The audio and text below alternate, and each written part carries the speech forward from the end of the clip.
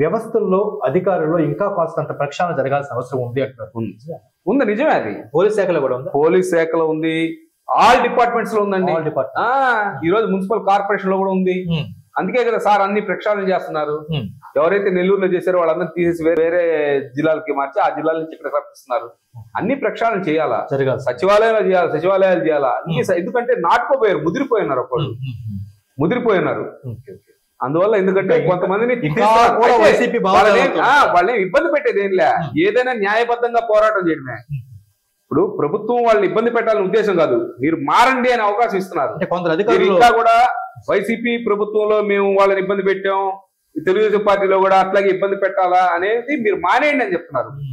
Total గా Telugu Desam party గాని, జనసేన గాని, బీజేపీ గాని, మేము 3 పార్టీలు కలిసి ఏం చెప్తున్నారంటే మీరు ఆ ధోరణిని మానండి.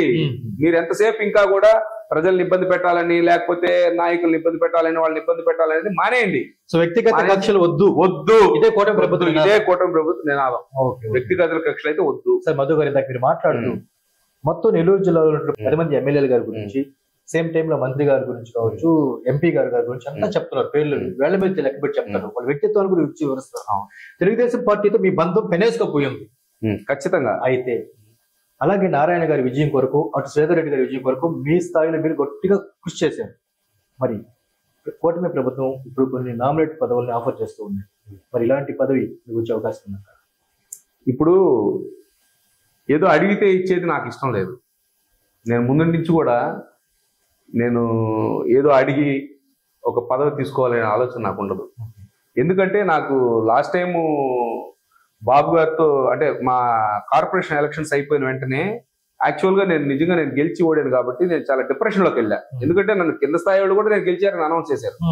చేసిన తర్వాత వాళ్ళు వేగ్గా 7 ఓట్లతో గెలిచినట్టుగా అవతలని చెప్పినప్పుడు నేను చాలా ఫీల్ అయ్యాను. దానివల్ల నేను బాగా డిప్రెషన్ లోకి వెళ్ళిపోయాను. వెళ్ళిపోయిన తర్వాత నాకు ఒకరోజు కోటరెడ్డి శ్రీనివాసరెడ్డి గారు ఫోన్ చేసి, మధు చంద్రబాబు నాయుడు గారి దగ్గరికి రావాలి నువ్వు అన్నారు. నేను రానా అన్నా. లేదు మధు నువ్వు రావాల్సిందే అన్నారు. నేను రానన్నా, ప్లీజ్ నీకు దండం పెడతానా అన్న. అంటే లేదు నువ్వు రావాల్సిందే అన్నాడు. నేను వెళ్ళిన తర్వాత నాకు బాగా గుర్తు, నేను బ్లాక్ షర్ట్ బ్లాక్ ప్యాంట్ వేసుకుని వెళ్ళిన తర్వాత బాబు గారు అసలు నా గురించి ఆయనే చదివేస్తున్నారు ముందు. నువ్వు ఎక్కడికి వెళ్ళినా, ప్రతి నీ డివిజన్ లో ఎక్కడికి వెళ్ళినా కూడా నీ ఏరియాలో ప్రతి ఫంక్షన్స్కి వెళ్తావు, ప్రతి చావుకి వెళ్తావు, ప్రతి కర్మంతరానికి వెళ్తావు, ప్రజలకి ఎప్పుడు కూడా అందుబాటులో ఉంటావని బాబు గారు అన్ని చదువుతున్నారు, ఆయనే చదువుతున్నారు. ఎవరన్నా చనిపోతే 3000 ఇస్తావు, ఇవన్నీ కూడా ఆయనే బాబు గారు. ఎవరైనా బాగలేకపోతే వాళ్ళకి ఏదో ఎంతో సపోర్ట్ చేస్తావు ఫైనాన్షియల్ గా అని బాబు గారు చదువుతుంటే నిజంగా నాకు ఆనందం వేసింది. ఆనందం వేసిన తర్వాత బాబు గారు అక్కడే మా నాయకులందరూ కూడా కూర్చున్నారు వెనకాల. కూర్చొని ఉంటే కొద్దిగా అంటే వాళ్ళని కించపరచమని కాదు, మా మామిడాయల మధుని చూసి నేర్చుకోండి కొద్దిగా, అంటే అతను ఒక్క మగవాడు, అతను బాగా గట్టిగా చప్పట్లు కొట్టండి అని చెప్పి ఆ రోజు బాబు గారు చెప్పడం జరిగింది. చెప్తూ నగరంలో ఎటువంటి అవకాశం వచ్చినా కూడా మామిడాయల మధుకి ఫస్ట్ ఇవ్వండి అని చెప్పి ఆ రోజు నాయకులు అందరి ముందు చెప్పడం జరిగింది. ఆ పిఏ గారు, బాబు గారు పిఏ కూడా నోట్ చేసుకున్నాను, అంటే అబ్జర్వ్ చేస్తాను. బిఫోర్ ఎలక్షన్ అదే ఆఫ్టర్ కార్పొరేషన్ ఎలక్షన్ అప్పుడు చెప్పడం జరిగింది. ఆ హ్యాపీలో నేను నిజంగా అప్పటి నుంచి మళ్ళా కూడా నేను చురుగ్గా మళ్ళా కార్యక్రమాల్లో రెట్టింపు ఉత్సాహంతో పనిచేసి, అంటే అదే కూడా వర్క్ మైండ్ నాది కూడా. ఓకే, ఆ క్రమంలోనే మీరు మాజీ మంత్రి అంటే అప్పటి మంత్రి అనిల్ కుమార్ యాదవ్ గారితో ఒక రకమైనటువంటి యుద్ధాన్ని చేశారు మీరు. యుద్ధాన్ని అంటే ఒక రోజు నేను పొదలకు నుంచి వస్తున్నాను, ఫోన్ చేశారు. దాని ముందు కార్పొరేషన్ ఎలక్షన్ అవ్వంగానే నన్ను ఒకసారి 4-5 సార్లు ఫోన్ చేశారు. నేను పోలా. తర్వాత వేరే నాకు దగ్గరగా ఉండే మనుషులు పంపించారు, 2 సార్లు తిరస్కరించాను. తర్వాత లాస్ట్ లో నైట్ 11కి వచ్చి నన్ను తీసుకెళ్లారు. రామది ఇక్కడ దాకా అని చెప్పి సరే బలవంతంగా వెళ్ళాను. వెళ్ళిన తర్వాత ఎమ్మెల్యే గారు, మంత్రి గారు, అప్పుడు మంత్రి అనిల్ కుమార్ యాదవ్ గారు కాఫీ ఇచ్చారు, ఏదో హ్యాపీ తాగాను. ఏందన్నా అన్నాను. అంటే ఏం లేదమ్మా, నేను అడ్డమైన చెత్తని నేను చేర్చుకోదలుచుకోలేదు. ఈరోజు 54 డివిజన్లో నువ్వు ఒక్కడే గెలిచింది. కాకపోతే రూరల్లో ఎప్పుడైతే 0 అయిందో నిన్ను కానీ డిక్లేర్ చేస్తే నాకు మంత్రి పదవి పోద్ది. ఆ టైంలో నువ్వు మాకు బలైపోయావు కాబట్టి డైరెక్ట్ నువ్వు మాకు బలైపోయావు కాబట్టి నీకు ఫస్ట్ నాకు ఇచ్చిన ఆఫర్ ఏంటంటే నీకు వెంటనే కోఆప్షన్ ఇచ్చేస్తాను. కోఆప్షన్ అప్పుడే నా ముందే ఫోన్ కూడా వచ్చింది, అంటే కోఆప్షన్ కి సభ్యులు ఇమ్మని వస్తే నీ వెంటనే కోఆప్షన్ ఇచ్చేస్తాను. నెక్స్ట్ నుడా నీకు ఇస్తాను అంటే ద్వారకా పీరియడ్ ఉందో ఆ పీరియడ్ అయిపోయాక నీకు ఇస్తాను అని కూడా చెప్పడం జరిగింది. కానీ నేను అప్పుడు ఏం చేశానంటే నాకు మా దైవం ముంగమూరు శ్రీధర్ కృష్ణారెడ్డి గారు బెడ్ లో ఉన్నారు క్యాన్సర్ లో. అనా నేను శ్రీధర్ కృష్ణారెడ్డి గారికి చాలా దగ్గరగా ఉన్నాను. నేను ఫస్ట్ కూడా వాళ్ళ ఫ్యామిలీ మెంబర్. నేను గతంలో ఒక అతను బైరపోగు బుజ్జయ్య అనే కౌన్సిలర్ ఇబ్బంది పెడితే ఆ ఇబ్బందిని నాతో ఎక్స్ప్రెస్ చేసి చాలా రోజులు బాధపడిన సన్నివేశాలు ఉన్నాయి. 8th డివిజన్ అప్పట్లో కొడుకు ముంగమూరు కృష్ణ చైతన్య ఆ బైరపోగు బుజ్జయ్య గాని వస్తే నేను ఇంట్లోకి రానని చెప్పాడు కొడుకు కూడా. అవన్నీ చూసినోడు నాన్న నేను. ఈ రోజు ఆయన బాగలేని పరిస్థితిలో ఉన్నాడు. ఆయన ఒకవేళ సిపిఎంకి వెళ్ళినా సిపిఐకి వెళ్ళాలన్నా కూడా నేను ఆయనతో పాటు వెళ్ళిపోతాను.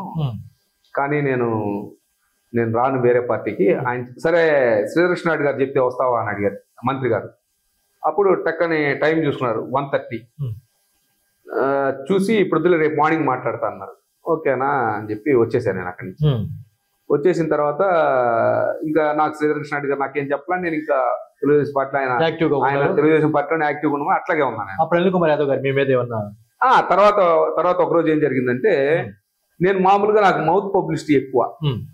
అంటే నేను టెంపుల్కి వెళ్ళినా లేకపోతే బజార్కి వెళ్ళినా లేకపోతే ఒక షాపింగ్ మాల్కి వెళ్ళినా ఎక్కడికి వెళ్ళినా కూడా నారాయణ గారికి ఒక అవకాశం, నారాయణ గారికి ఓటేయండి, తెలుగుదేశానికి వెళ్ళిపోయింది సార్ అని చెప్పి నేను చెప్పుకుంటా వచ్చా.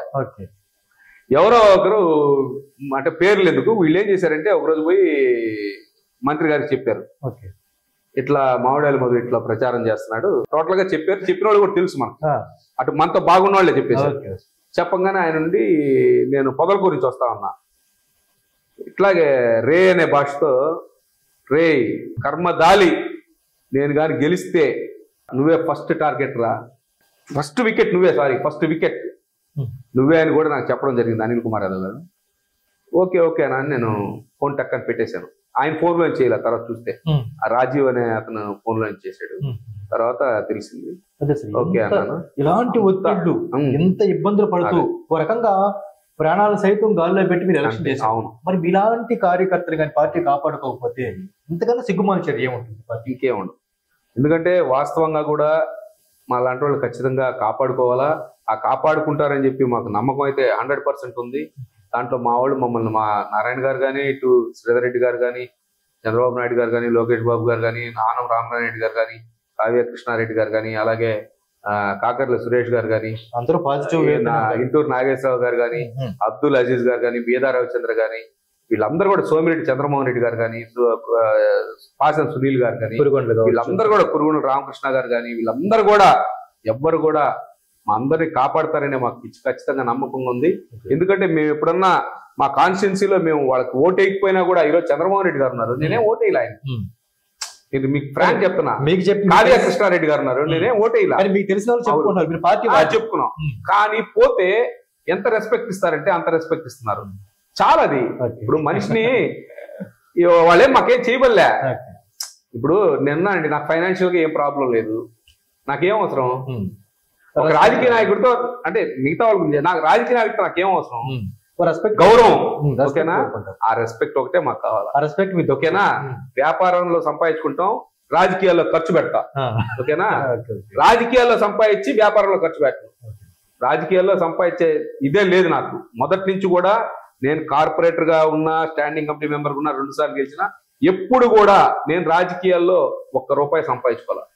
అది నేను గర్వంగా చెప్తాను. నేను ఒక కల్వర్ట్ వేయలా, ఒక కాలువ వేయలా, ఒక రోడ్డు వేయలా, అన్ని వేయించా కాంట్రాక్టర్ల దగ్గర. కనీసం కాంట్రాక్టర్లు భోజనాలు కూడా నేనే పెట్టేవాడిని. అప్పట్లో శ్రీధర్ కృష్ణారెడ్డి గారు నన్ను తిట్టేవాళ్ళు, నీకెందుకు మధు అనవసరం ఖర్చు, ఆ కాంట్రాక్టర్ పెట్టుకుంటాడు కదా అంటే వాడిని నేను పోయి పత్తినాడుగా, మా మినిస్టర్ గారు వస్తున్నారా, నువ్వు భోజనాలు అరేంజ్ చేయి, లేకపోతే నువ్వు టిఫిన్ అరేంజ్ చేయి, నువ్వు టెంకాయలు అని చెప్పేదా, పూజారిందా, అవన్నీ నేనే చూసుకున్నాను. అప్పట్లో కూడా వ్యాపారాల్లో సంపాదిస్తూ రాజకీయాల్లో ఖర్చు పెట్టా. నా స్లోగన్ ఏంటంటే నేను రాజకీయాల్లో ఉండి నష్టపోయాను నేను నిజంగా. నాకు అప్పుడు బారున్నప్పుడు కూడా నా మీద కేసు రాశారు. అదే నేను న్యూట్రల్ గా ఉంటే నా మీద కేసు రాయరు. ఎందుకంటే హ్యాపీగా డబ్బులు ఇచ్చేస్తాను, అయిపోతుంది. మామూలుగా ఇప్పుడు కూడా డబ్బులు ఇస్తాం. కానీ ఏంటంటే ఇప్పుడు రాజకీయాల్లో ఉంటే అరే మామిడాల మధు ఏదో ఎదిగిపోతున్నాడు అని చెప్పి బురద చల్లేవాళ్ళు చాలా మంది ఉన్నారు. ఇప్పుడు నాకెవరు వ్యక్తిగతంగా ఎవరు శత్రువులు లేరు. కానీ ఏంది ఎక్కడ శత్రుత్వం వస్తుందంటే రాజకీయాల్లో మామిడాల మధు ఎదుగుతున్నాడు, వీడిని తొక్కాలా, ఏదో నిందన వెయ్యాలా, వాళ్ళు వేయాలని ఏం లేవు. కాకపోతే వినేవాడికి ఏదైనా అబద్ధం వినాలా అనుకునేవాడికి వినొచ్చు అంతే, కానీ అది నిజం కాదు. ఇది నిజమా అనిపిస్తుంది, అది నిజం కాదు, అది కాదు. అట్లా మాటలు చెప్పుడు మాటలు వినే నాయకులైతే మనం ఏం చేయలేం. అట్లా చేస్తే ఎంతగానో ఎదురు చూసినటువంటి కూటమి ప్రభుత్వం అధికారంలోకి అయితే వచ్చింది. అయితే అదే సమయంలో మీకు జన్మనిచ్చినటువంటి మీ మాతృమూర్తి గారు, శాంతి గారు కీర్తిశేషులు అయ్యారని తెలిసింది. ఆ సమయంలో ఎలా? నిజంగా కూడా నా తల్లి చాలా గొప్పది. ఎందుకంటే శ్రావణ మాసంలో ఏ ఆడవాళ్ళైనా కూడా చాలా మంది శ్రావణ మాసంలో చనిపోవాలని కోరుకుంటారంట. నిజంగా నా తల్లి ఏం పుణ్యం చేసుకుందేమో, ఎర్లీ అవర్స్ లో చాలా బాగా, అసలు మామూలుగా ఎప్పుడు యాక్టివ్గా ఉంటుంది. అసలు ఆమెకి ఎటువంటి ప్రాబ్లమ్స్ కూడా లేవు. ఆమెకు షుగర్ లేదు, లేకపోతే ఏ ప్రాబ్లమ్స్ లేవు. అట్ ఎ టైం ఒకేసారి ఎర్లీ అవర్స్ లో నేను నారాయణ సార్ దగ్గరికి నేను విజయవాడకి పోయాను. రూమ్ తీసి పడుకొని ఉన్నాను. మార్నింగ్ కలుద్దాం సార్ని అంటే వైజాగ్ నుంచి సార్ ఫ్లైట్ లో వచ్చారు, 11 అయింది. సరే ఆ 11 లో పోయి సార్ని ఎందుకు డిస్టర్బ్ చేయడం అని చెప్పేసి నేను రూమ్ తీసుకొని గుంటూరులో రూమ్ తీసుకొని పడుకున్నాను. ఎర్లీ అవర్స్ 3 o'clock కరెక్ట్ గా మా ఫాదర్ ఫోన్ చేయడం జరిగింది. ఫోన్ చేసి అమ్మకు బాగాలేదని చెప్పాడు. నేను అప్పటికడికి ఏంటి ఈ టైంలో చేసేవాడి నాకు డౌట్ వస్తుంటే, లేదా కాసేపు అయ్యాక అమ్మ చనిపోయిందని చెప్పారు. నిజంగా ఆ డిప్రెషన్ లో నాతో పాటు 7 మంది వచ్చున్నారు అక్కడ రూమ్ లో. వాళ్ళని ఇమ్మీడియట్ గా మీరు ఫ్రెష్ అప్ అయిపోండి అని చెప్పి సప్పని కార్ తీసుకుని కరెక్ట్ గా 3 hours లో 6 o'clock కల్లా వచ్చేసాను ఇక్కడికి. వచ్చేసి చేశాను. నిజంగా కూడా నా తల్లి జన్మనిచ్చింది, నన్ను చాలా బాగా చూసుకునేది. కనీసం రేపు భోంచేసేవా లేదా, ఏదన్నా నాన్ వెజ్ చేస్తే కూడా ఆ నాన్ వెజ్ ఇంటికి ఇక్కడికి పంపించడమా, లేకపోతే అక్కడే ఆ ఇంట్లో ఉన్నప్పుడైతే పైకి పంపించడమా, లేదా ఇంట్లో భోంచేసే వరకు ప్రాణం తీసేది. భోంచేయరా భోంచేయరా భోంచేయరా అని. ఒక్కొక్కసారి లాస్ట్ ఆ ముందు రోజు కూడా నేను అమ్మ దగ్గరికి వెళ్ళి ఏమ్మా అంటే, రేపు భోంచేసిపోరా, ఆ రోజు సండే భోంచేసిపోరా భోంచేసిపోరా భోంచేసిపోరా, మళ్ళీ వస్తాలేమ్మా అని చెప్పాను. ఇంకా మండే. మీ రాజకీయాలు ఎదుగుతున్నప్పుడు, మీకు శత్రువులు పెరుగుతున్నప్పుడు మీ తల్లిదండ్రులు బాగా బాధపడేవాళ్ళు? బాధపడతారు కదా. అంటే శత్రువులు అంటే ఇక్కడ కొట్లాట్లు గిట్లాట్లు ఏముండవు. అంటే ఒక మామిడాల మధు ఎదుగుతున్నాడు, వీడిని ఏం చేయాలా, ఒకే పార్టీ నమ్ముకున్నాడు, ఒకే దీని మీద ఉన్నాడు, స్టాండర్డ్స్ మీద ఉన్నాడు, ఇతన్ని ఏం చేయాలా అనే కోణంలోనే చూస్తున్నారు తప్ప వేరే ఇంకేమీ లేవు మాకు. నేను అతన్ని కనీసం రేనని ఉండను, లేదా అట్లా ఏమన్నా చూసి తొక్కాలంటే మనం ఏం చేయలేము. కానీ నేనైతే ఎవరిని విమర్శించను, ఎవరి మీద నాయకుడికి చాడీలు చెప్పను, ఎవరి జోలికి పోను. నేను ఈ రోజు కూడా స్టిల్ మా మంత్రి గారు నారాయణ సార్ ఉన్నారు, మీరు నారాయణ సార్ని అడగండి. ఎవరి మీదైనా సరే నెల్లూరు నగరంలో కానీ లేకపోతే రాష్ట్రంలో కానీ ఎవరన్నా నాకు పరిచయం చేస్తుంటే వీడు ఎదవా, వీడు మంచోడు, వీడు చెడ్డోడు అని ఎప్పుడన్నా చెప్పానా? మీరు సింపుల్ క్వశ్చన్ అంతే. అంటే నా కాన్సెప్ట్ ఏందో మీకు అర్థమైపోయింది. వ్యక్తిత్వాల గురించి చంద్రబాబు గారు చెప్పారు. అదొకటే నాకు అక్కడి నుంచి నాకు బాగా ఫిక్స్ అయిపోయింది నేను.